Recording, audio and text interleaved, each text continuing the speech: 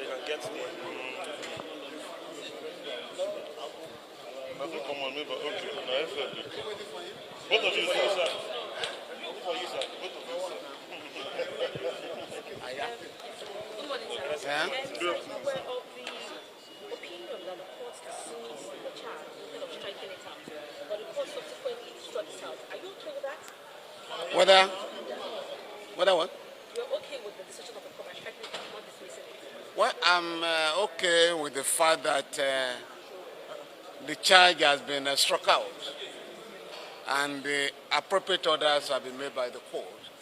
The point the learned trial judge was making was that the matter was starting de novo before him and that the proceedings conducted before now were before another judge. I mean, you really cannot challenge that. But clearly, it was a case that was bound to be dismissed. And I told my client after taking the first witness and after the cross-examination, it became crystal clear that there was no way the previous regime could continue the matter. And like I did say, I think the Honorable Attorney General reviewed the file and came to the conclusion that this matter will have to be withdrawn from the court. For me, I think it's commendable, you know. But my client will still have to decide. My clients will still have to decide what to do in the matter. Having been kept away from his family for 5 years on a frivolous charge, more so that he was even in detention.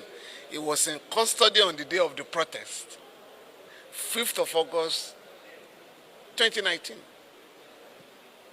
Those who are accused of stealing over 100 billion are given bail and allowed to travel out of the country.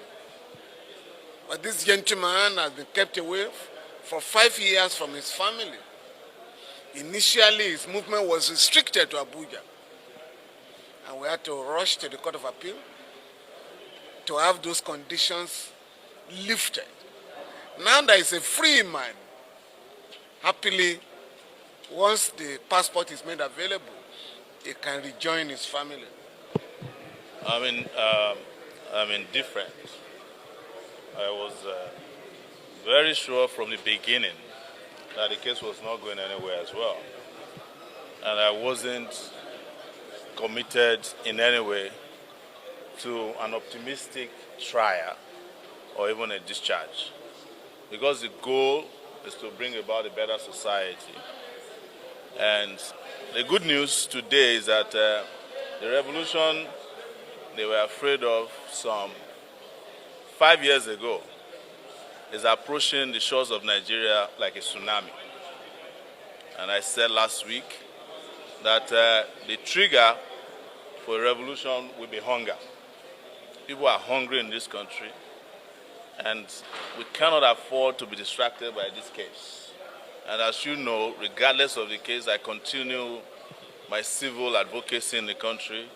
I continued engaging myself in protests. I continued the revolution now. I was part of the people that started NSAS. In fact, the planning of NSAS started in my house in Abuja with Deji, Adeonju, and a few of us. We contributed maybe 300,000 naira to start NSAS. And we were the first to go to the headquarters of Nigerian police and pour on the ground there the blood of those who have been, symbolically, those who were killed by the police or tortured. And that was how that fire ignited everywhere. Don't let anybody tell you otherwise. But we are not here to claim victory in a battle that is still active. And that is why I also urge you in the media to be focused on the future. Like our lawyers have said, we thank you for all that you have done. You kept this on the front burners while I was in detention until I was released. And you are here today. In fact, I invited you to come and discover the shame of the federal government. They discontinued their own case. And don't let's be too optimistic. I know for a fact that they didn't do this on their own volition. They had to clear one shame, but you know they go from shame to shame.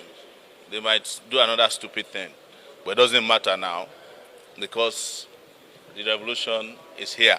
Yeah, on that note, sir, would you be suing the federal government and the DSS for wasting your time? My lawyer already addressed that, but I've also said it publicly that there will be multi-jurisdictional remedies sought after this case. And it doesn't matter if I leave Nigeria or not. I have kids who have lost ample time, including there was a time my son almost died of an ailment, and I applied to the Court of Appeal. The Court of Appeal denied me right to get my passport. But when they arrested Emefiele, who stole billions of naira, they gave his passport back to him within 1 month. I heard he has traveled out of the country.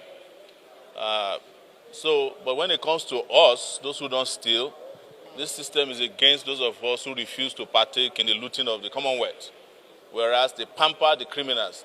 The former AGF, Malami, has not even been invited for questioning, in spite of public information about his atrocities against the people of this country. The former president, Buhari, has been allowed to go back to his couch. In fact, he would have been in Niger Republic today, but for the fact that their friends lost out to a coup plot there. That was his plan, to run away to Niger. The former Accountant General of the Federation, who stole 109 billion naira, is walking around with the chieftaincy title, one of the most prestigious in the northern parts of the country. That tells you the kind of country we are in. And this is the country we must fix, whether they like it or not. No going now. Yes. So, thank you very much.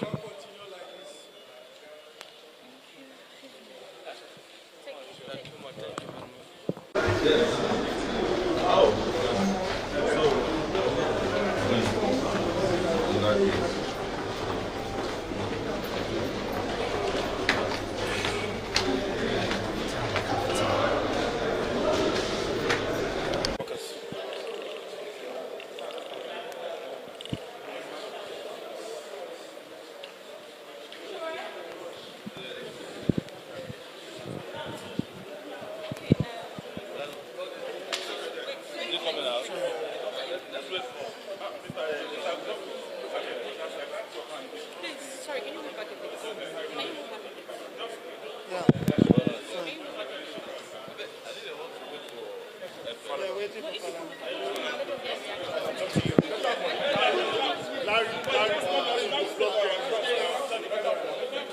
Larry,